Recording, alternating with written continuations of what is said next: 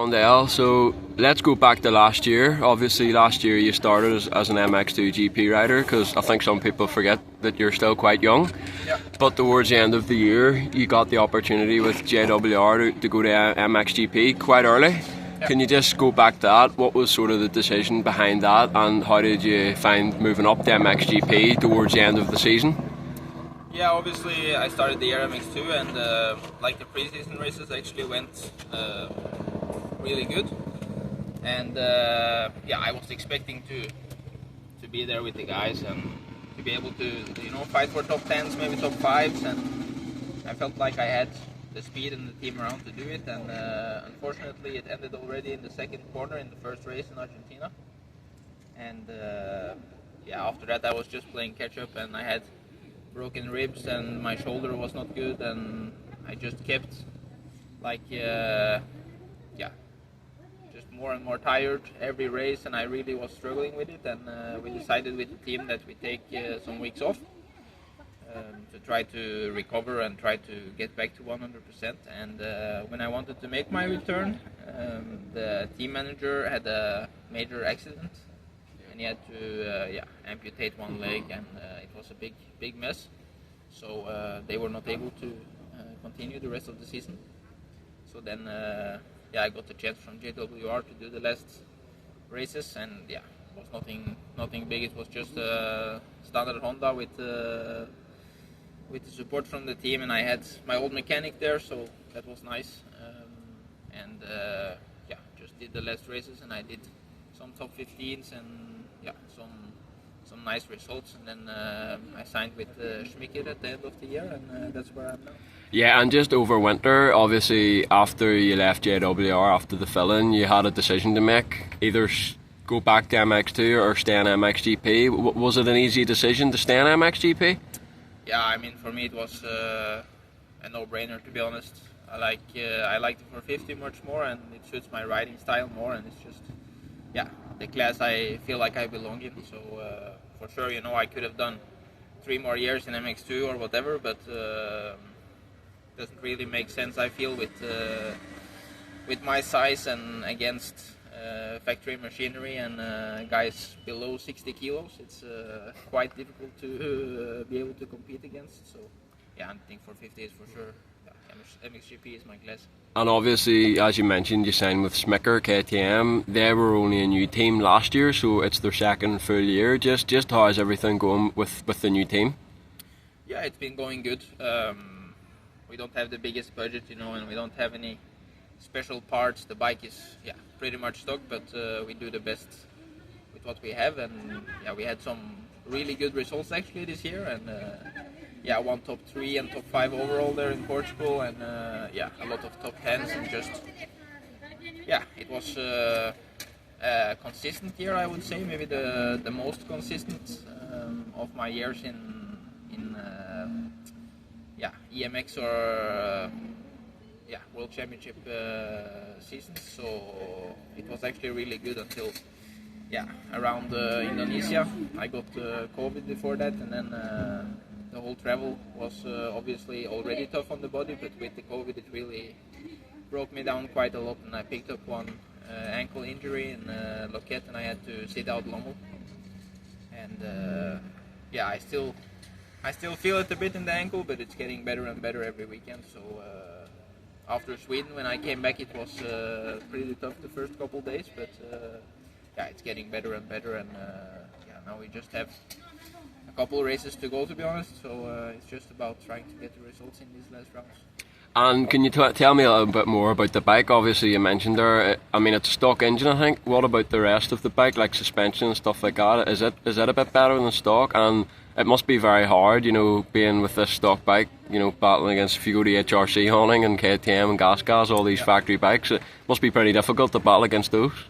Yeah, it is for sure difficult, but I think a big part of it is just that I have to be with the correct mindset, because if I go out on track and think that I start with a disadvantage, I'm gonna lose against those guys either way. So I think I've been battling a lot of the factory guys this year, so I mean with the package we have, it's not bad, and it's actually yeah, from suspension to engine to mapping, whatever we have, you know, little bit different mapping and HGS on, and that's basically it. So.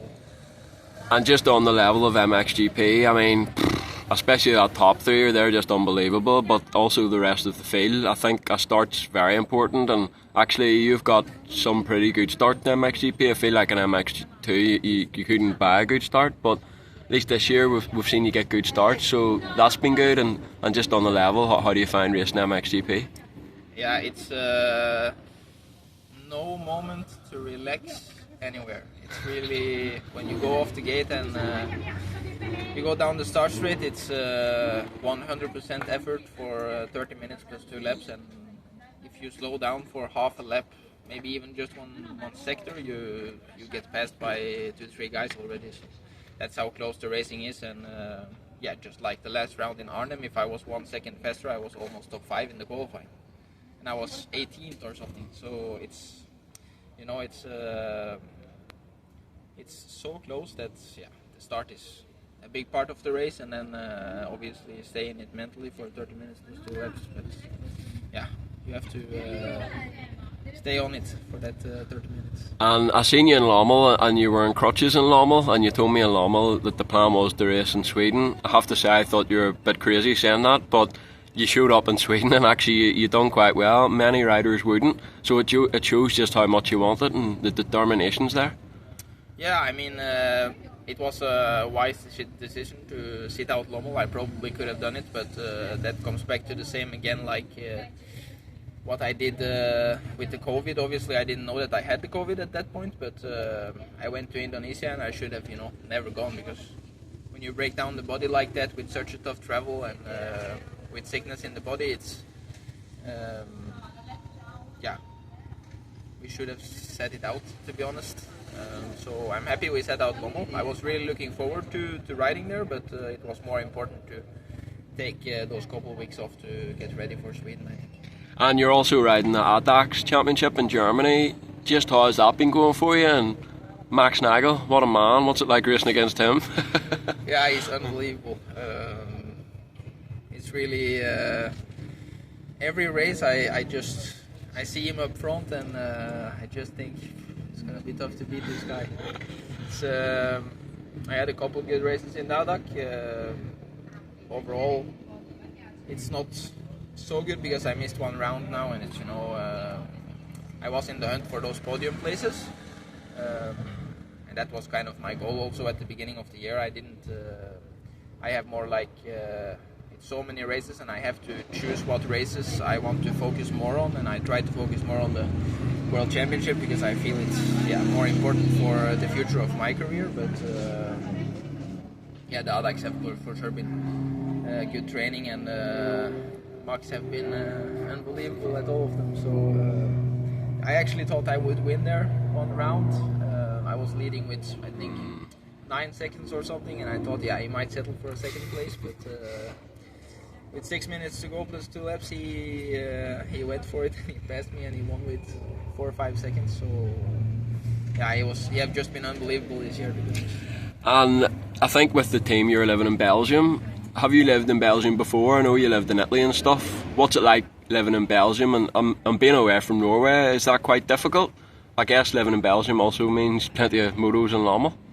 Yeah, it's like the team is actually based in Germany. Okay. So it's like about 6 hours from Belgium, but I stay like 50-50 because my girlfriend lives in Belgium, so I stay there with her when I can. And yeah, other than that, we stay with the team. Germany had it was actually great during the winter. It was to be honest, when Lommel was underwater, we had many tracks to choose from, so we could not really complain. And yeah, it's obviously difficult to move away from your home country, but if you want to be the best in motocross, Norway is unfortunately not the place to stay, so I just have to go.